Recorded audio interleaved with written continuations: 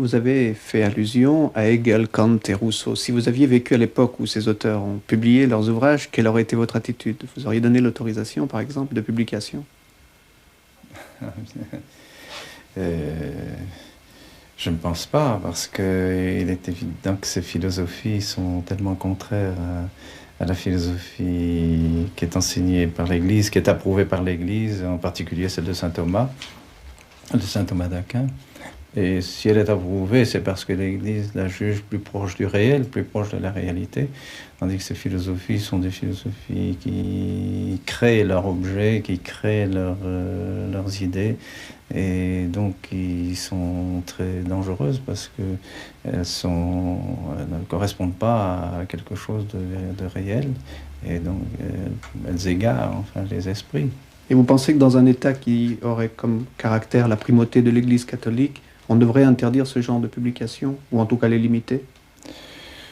Oh, les limiter, certainement, certainement, parce qu'elles elles introduisent justement ce ferment de subjectivisme et de personnalisme, vous voyez, qui fait que les citoyens n'obéissent plus, parce qu'ils n'obéissent plus qu'à leurs pensées, à leurs idées, à ce qu'ils forgent par eux-mêmes comme idées, comme morale, comme conception, comme philosophie.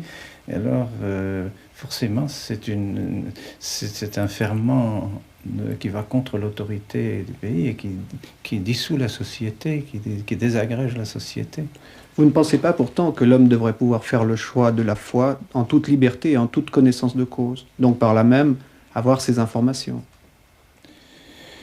Eh bien, dans la mesure où il est capable de le faire.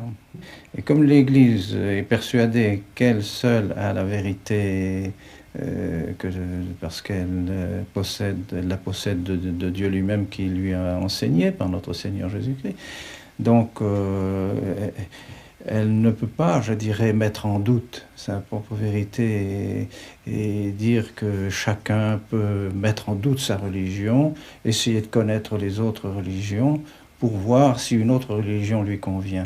Ce serait contraire au bien des personnes elles-mêmes, et c'est pourquoi l'Église était tellement stricte pour éviter la diffusion des sectes dans les pays catholiques.